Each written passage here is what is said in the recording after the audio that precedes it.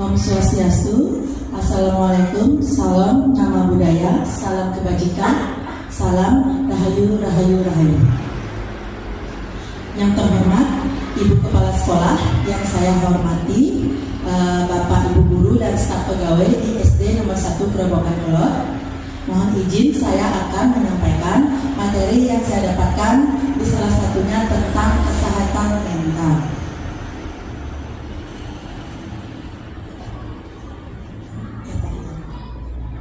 Di sini ada literasi kesehatan mental, di mana saya sudah melakukan pelatihan selama 4 hari di Hutan Habis. Saya akan implementasikan atau kembaskan di sekolah kita ini, Bapak Ibu. Yang pertama itu ada kesehatan mental.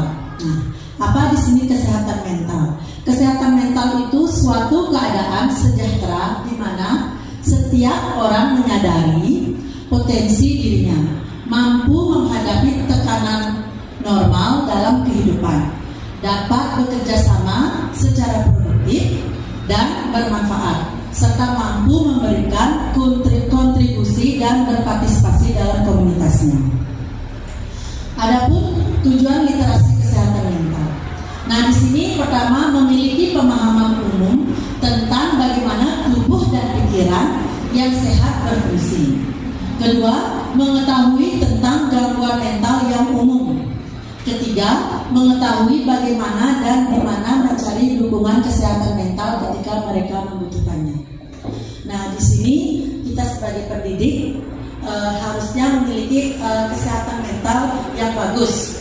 Nah, kalau kita sudah kesehatan mental kita sudah bagus, otomatis kita mendidik anak-anak akan lebih fokus dan lebih baik dalam mendidik anak. Kalau kesehatan mental kita terganggu, baik itu masalah, semua orang memiliki masalah nih, baik itu mungkin masalah di rumah, apalagi yang sudah berkeluarga, yang sudah memiliki anak.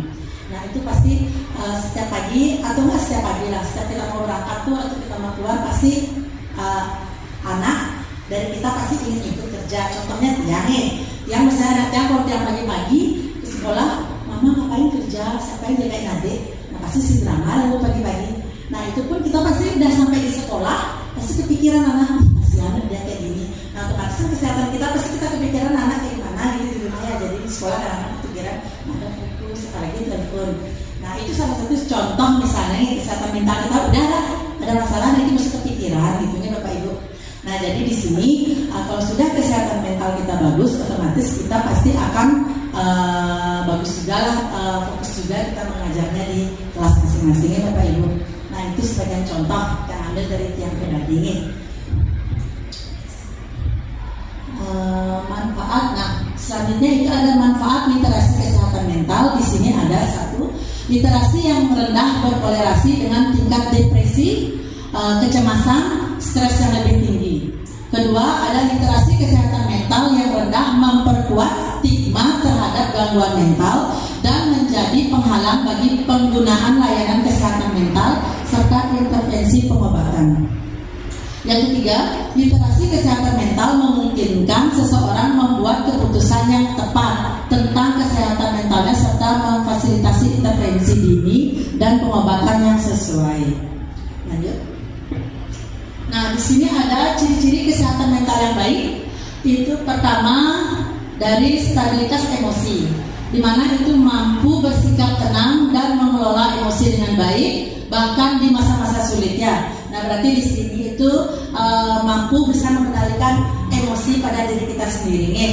Nah, itu jadinya stabilitas emosi. Yang kedua, keyakinan diri, memiliki kepercayaan diri dan menghargai diri sendiri. Mampu bagi kita untuk memiliki kepercayaan dan menghargai diri kita sendiri, karena sayang terhadap diri kita sendiri gitu nih. Ketiga itu hubungan sehat, keterhubungan dengan orang lain dan mempertahankan persahabatan yang mendukung. Nah, di sini Bapak Ibu, contohnya kita apalagi di sekolah, mudah-mudahan masih bisa menjaga hubungan baik nih. Misalnya ada suatu contoh yang ambil, ada guru misalnya teman kita itu ada masalah atau apa, kita sebagai teman itu bisa memotivasi atau memberikan dukungan kepada teman agar dia bisa lebih bangkit dan lebih bersemangat. Nah, itu salah satu contoh hubungan yang sehat nih, kita ambil dari teman.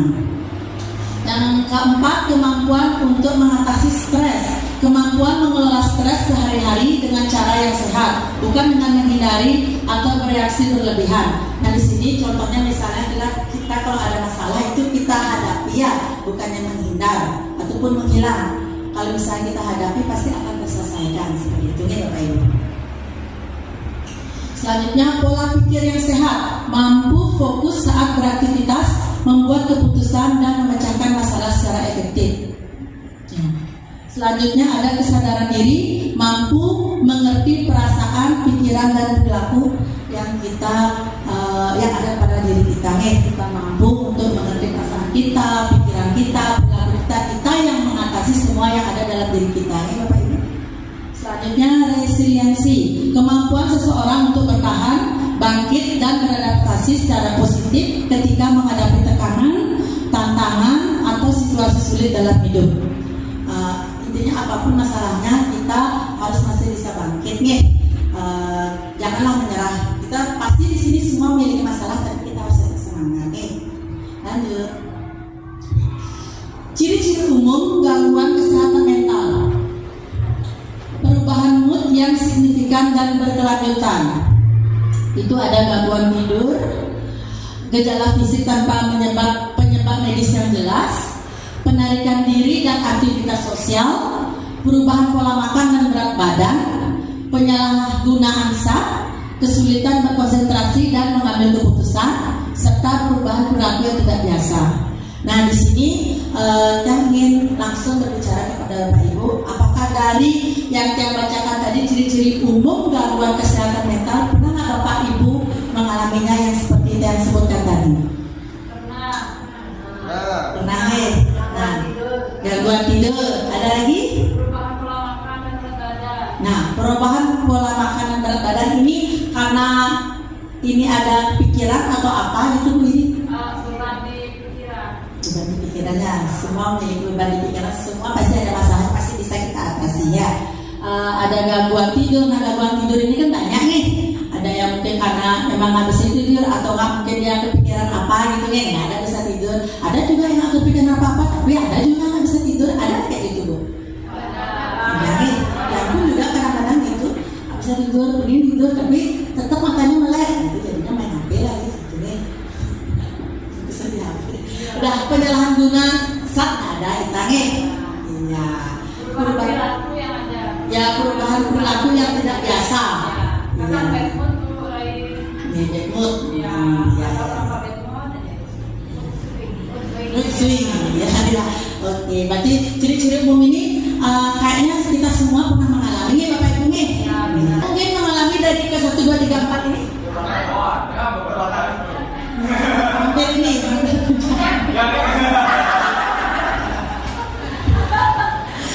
Gue gimana? Oh, mudah-mudahan kita masih masih waras. Oh, bukan anak lu harus semangat, kita harus saling support ya. Iya. Tangan dulu buat bapak kita semua. Iya. Oke, selanjutnya Pak. Nah, di sini ada penyebab gangguan kesehatan mental itu ada 2 ya, dari faktor genetika dan lingkungan. Pertama ada dari genetika. Faktor ini berperan pada kemungkinan kerentanan seseorang untuk mengalami gangguan kesehatan mental dari gen ini Bapak Ibu nih. Makanya kan ada juga salah satu murid itu kan yang ya kayak autis gitu nih. Ya, contohnya seperti itu ya. Nih, jadi yang kedua lingkungan, pengaruh hal-hal di luar otak terhadap otak seperti trauma berat, penggunaan zat berbahaya, faktor sosial dan ekonomi dan cedera otak. Mungkin kadang-kadang ada yang kecelakaan, kadang-kadang mungkin dia kadang ingat gitu, ada tetangga dia kecelakaan, atau dia lupa, nanti dia ingat. Nah, salah satunya seperti itu contohnya nih kalau cedera otak. Nih, lanjut Pak. Nah di sini ada gangguan kesehatan mental akan berpengaruh pada perawatan diri, self care. Nah Bapak Ibu, ngaruh nggak ini ya kalau kesehatan mental itu pada perawatan diri kita? Kalau udah mental kita itu terganggu, tidak sehat, apakah ngaruh nggak ke kehidupan kita? Ngaruh kan? kemandirian kita. Kedua, pengendalian diri, self control. Yang ketiga, hubungan interpersonal. Yang keempat, waktu luang. Yang kelima, gangguan kognisi. Ini pasti akan ngaruh dengan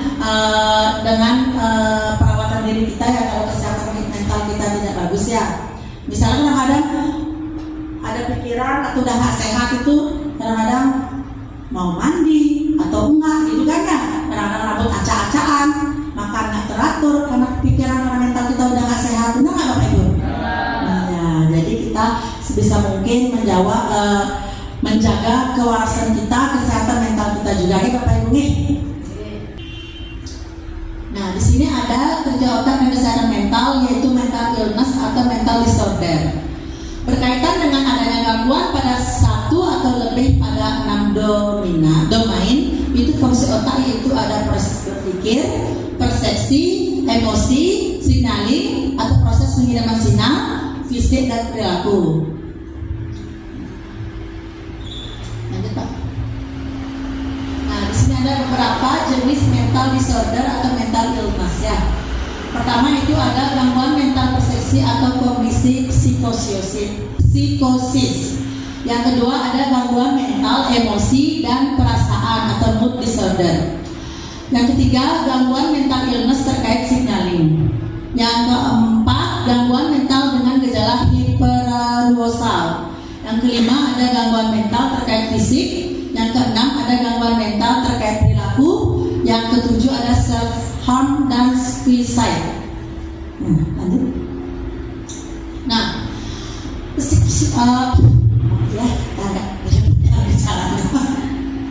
pertama ada psikosis, adalah gangguan pada fungsi otak yang melibatkan kognisi dan persepsi.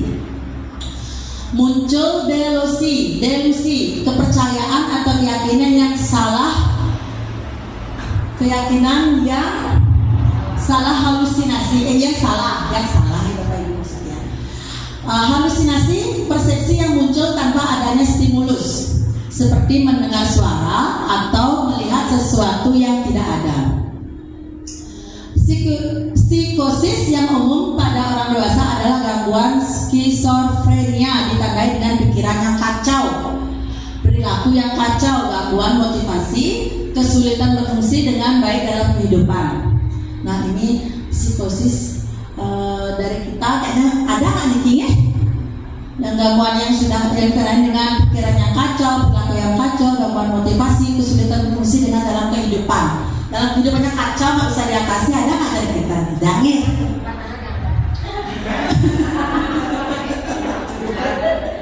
Dari Mama ada? Selajang ya, masih tetap selajang ya. Iya. Bapak ada halusinasi enggak? Kalau merasakan halusinasi berarti masuk ke psikosis berarti. Tidak ada kan Bapak Ibu nih? Sering? Saya seperti pasti dia harus sehat ya. Harus sehat, harus semangat. Kita sebagai teman harus saling support gitu. Ya.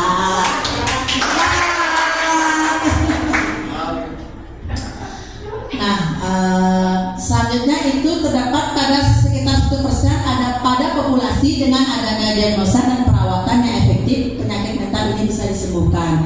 Bisa disembuhkan kalau Bapak Ibu sudah benar-benar tidak bisa mengatasi emosi, sudah depresi, stres, Bapak Ibu bisa ke psikolog.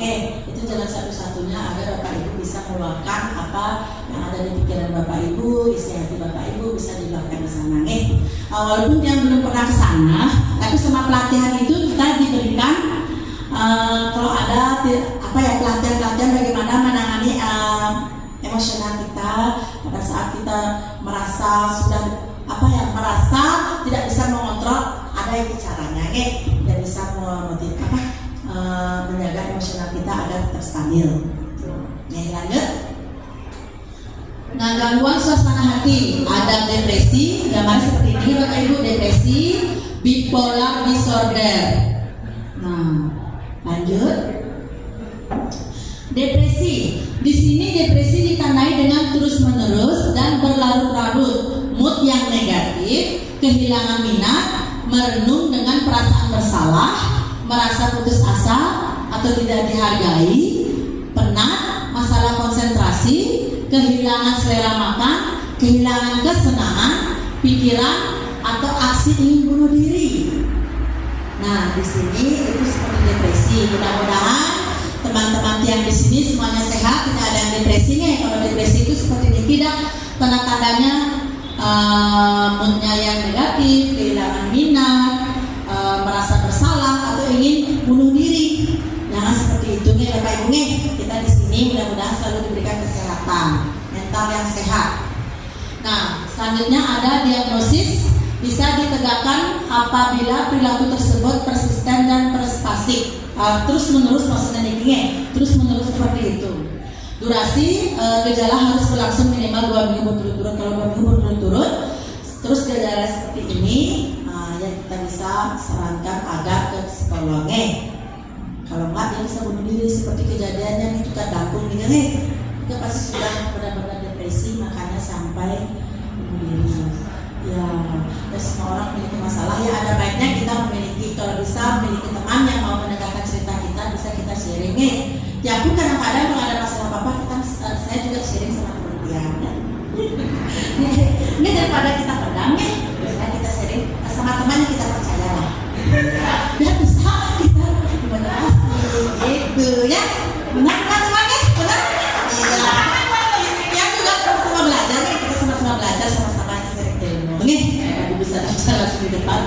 Kecemasan yang berlebihan, menyeluruh dan berlangsung lama. Bukan hanya pada situasi tertentu, rasa cemasnya menetap hampir setiap hari minimal 6 bulan dan sulit dikendalikan. Ini namanya GAD, Bapak Ibu, kecemasan yang berlebihan sampai minimal 6 bulan dan sulit untuk dikendalikan. Mudah-mudahan di antara kita tidak ada yang GAD ya. Kekhawatiran berlebihan tentang berbagai hal, pekerjaan, kesehatan, keluarga, dan masa depan. Sulit mengendalikan rasa khawatir, disertai kurang lebih 3 gejala fisik psikologis berikut: gelisah,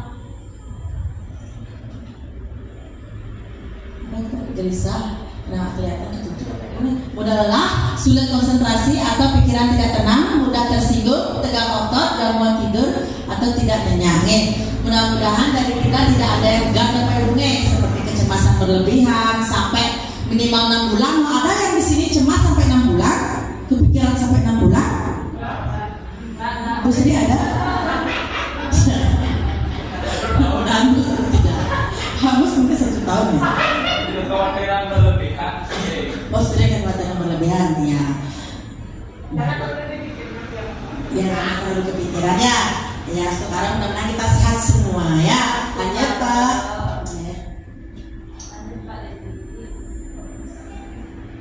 Social anxiety disorder. Benar itu bacanya Pak? Anxiety disorder. Nah, di sini rasa takut atau cemas yang intens terhadap situasi sosial di mana seseorang bisa dinilai atau dipermalukan oleh orang lain. Ciri utama: 1. Takut dipandang negatif, dipermalukan atau ditolak. Kedua, situasi yang ditakuti bisa berupa berbicara di depan umum, makan di depan orang lain, bertemu orang baru, atau bahkan berbincang santai. Hampir selalu muncul rasa cemas hebat ketika menghadapi situasi tersebut, bisa sampai menyerang panik. Orang biasanya menghindari situasi sosial itu atau menjalaninya dengan penderitaan besar. Berlangsung kurang lebih 6 bulan dan mengganggu kehidupan sehari-hari. Mudah-mudahan kita tidak ada yang social anxiety disorder ya Bapak Ibu ya. Nah, di sini ada PTSD, post traumatic stress disorder ya. PTSD adalah gangguan mental yang muncul setelah seseorang mengalami atau menyaksikan peristiwa traumatis yang menimbulkan ancaman serius terhadap nyawa, keselamatan atau integritas diri atau orang lain, misalnya kecelakaan, kekerasan, bencana, perang atau pelecehan. Nah, ini salah satunya mungkin bisa termasuk pelecehan seksual, Nah, pelecehan seksual ini kadang-kadang orang yang mengalami ini akan merasa traumatik, benar nggak Bapak Ibu? Trauma, bukan hanya di pelecehan aja, mungkin pada saat kecelakaan dia naik motor kecelakaan, pas naik motor dia trauma, kebayang terus, jadi dia nggak ingin naik motor, paling berjalan aja. Kan ada yang seperti itu Bapak Ibu nih. Itu termasuk PTSD nih Bapak Ibu. Kekerasan juga kekerasan juga, dan apa namanya, kekerasan juga termasuk PTSD. Secara umum, ciri-ciri PTSD bisa dijelaskan sederhana untuk orang awam seperti trauma terasa hidup kembali, sering mimpi buruk, teringat tiba-tiba, atau merasa seolah kejadian terulang, flashback. Nah, ini mungkin di dalam diri kita juga ada nih Bapak Ibu nih. Kalau kita mimpi buruk pasti, saya juga pernah mimpi buruk. Trauma teringat tiba-tiba, saya pun juga pernah ada yang tiap alami karena yang teringat tiba-tiba kadang-kadang terbawa oleh suasana emosional kita. Dari Bapak Ibu ada seperti itu? Dari Ibu? Biasanya, iya. Mudah-mudahan kita tidak ada seperti itu. Tapi kalau dari yang juga ada trauma, mungkin saya tidak bisa jelaskan. Mengalami trauma juga pernah, tapi mudah-mudahan saya bisa melewati itu, bisa melewati itu semua. Menghindar, enggan bicara tentang trauma, menjauhi tempat atau orang yang mengingatkan pada kejadian itu. Perasaan berubah jadi lebih murung, merasa bersalah, sulit percaya orang lain, atau merasa terasingkan. Pernah nggak Bapak Ibu seperti ini? Merasa terasingkan, merasa bersalah, pasti kita pernah. Kadang-kadang selalu waspada, mudah kaget, susah tidur, cepat marah, sulit tenang, seolah tubuh terus siaga menghadapi bahaya. Itulah mudah di sekolah ya, kita sering sharing, mudah-mudahan bisa selalu happy ya. Adapun masalah kita ya kita hadapilah, kita tangani. Kalau bisa masalah pribadi itu kita kalau ada masalah misalnya sama dengan rekan guru kita kita apa yang namanya kita bicarakan. Nah, kalau bisa dibicarakan kita bicarakan daripada misalnya di sekolah kita malah kepikiran, jadi sekolah itu nggak tenang, nggak bagus juga nih. Ya, toksik itu, toksik ya. Ya walaupun ada, mudah-mudahan kita bisa melewati itu semua. Nih Bapak Ibu, masih terlewati Ibu Widya. Oke, lanjut. Tapi kasarnya nggak bisa terlewati.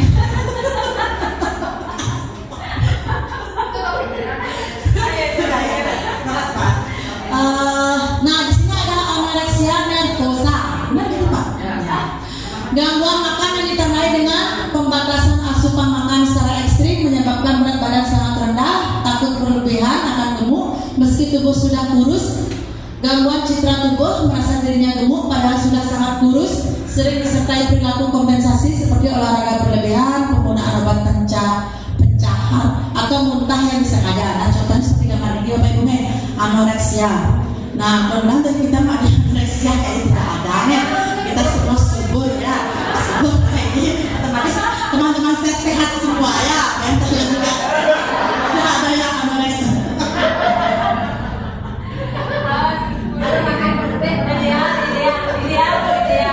Di sini obesitas. Kalau makan banyak kita tuh.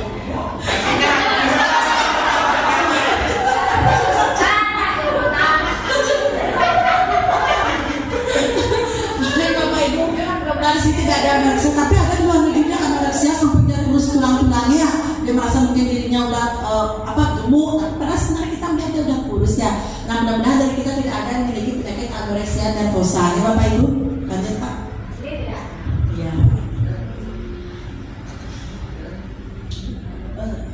Nah, di sini ADHD ya adalah gangguan perkembangan saraf yang ditandai dengan pola kurang perhatian dan impulsivitas yang menetap, muncul sejak masa kanak-kanak dan mengganggu fungsi di sekolah, rumah maupun pekerjaan. Perkembangan saraf dengan kurang perhatian. Nah, di sini Bapak Ibu ada nggak murid tidak seperti ini? ADHD. Seperti perkembangan saraf ditandai dengan pola kurang perhatian, suka muncul di masa kanak-kanak, mengganggu fungsi sekolah. Kayaknya mungkin nggak diam-diam gitu loh Bapak Ibu. Sana lagi ke sini lagi ke sana lagi kayak gitu. Kita kasih tahu ya, pasti ada ya salah satu murid kita nih. Ya ada ini termasuk gangguan juga Bapak Ibu nih. Jadi gejala atau tanda-tandanya kurang perhatian, sulit fokus, mudah terdistraksi, sering kehilangan barang, tidak menyelesaikan tugas. Ada nggak murid kita seperti ini Bapak Ibu? Ada nih, termasuk murid yang salah satunya ada. Hyperactivity atau impulsivity, hiperaktif atau impulsif, misalnya gelisah, tidak bisa diam, sering menyela, secara berlebihan. Ada juga nih kalau gejala seperti ini. Gejala harus muncul sebelum usia 12 tahun, ada di kurang lebih situasi misalnya rumah dan sekolah, dan menyebabkan gangguan nyata dalam kehidupan sehari-hari. Nah di sini ada ini berarti ada nih di antara murid kita nih. Lanjut. Tindakan bunuh diri, suicide. Nah, bunuh diri merupakan hasil dari suatu perilaku, bukan gangguan jiwa. Namun salah satu penyebab terpenting terjadinya bunuh diri adalah penyakit mental. Seperti yang saya katakan tadi, mudah-mudahan mental kita di sini sehat. Apapun itu, jangan sampai ada kepikiran yang bunuh diri, ya Bapak Ibu.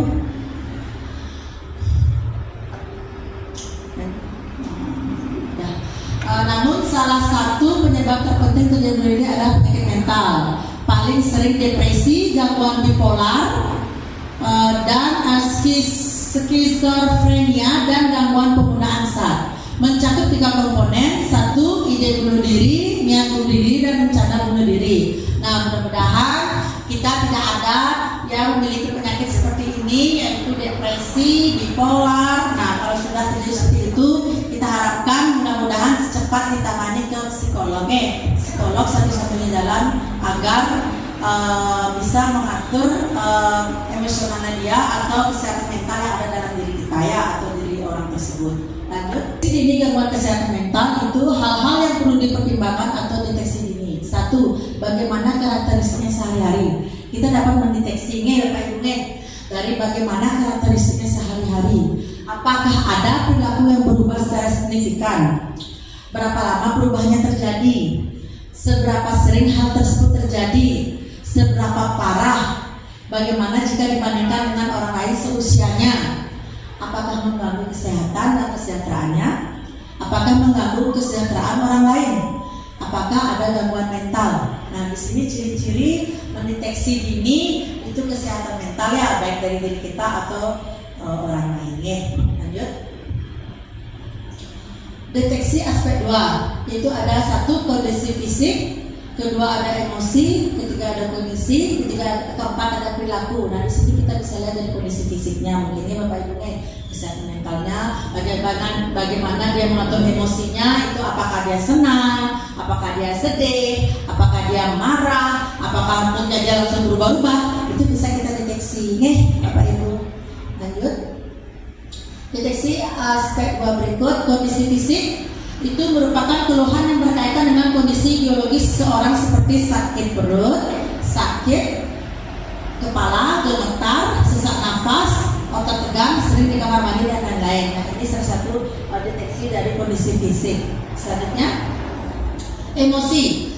Nah ini perasaannya mungkin dari sedih dan perasaan tidak berdaya, menjadi cengeng, mudah marah, cemas, gelisah, khawatir baik terhadap diri sendiri maupun orang lain, sulit merasa gembira atau senang, ketakutan yang berlebih pada sesuatu. Nah ini emosi. Mungkin dari salah satu dari kita mungkin pernah mengalami emosi ini Bapak Ibu, baik itu sedih, baik itu marah, baik itu gelisah, khawatir, pasti kita pernah mengalami ini.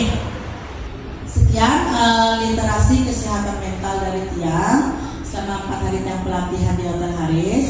Di sini Tiang tidak ingin menggurui Bapak Ibu, di sini Tiang ingin berbagi atau sharing ilmu apa yang Tiang dapat di sana, dan jadi kita di sini sama-sama belajar. Kepada Bapak Ibu, sekian dan terima kasih. Tiang tutup dengan para santi. Om santi santi santi.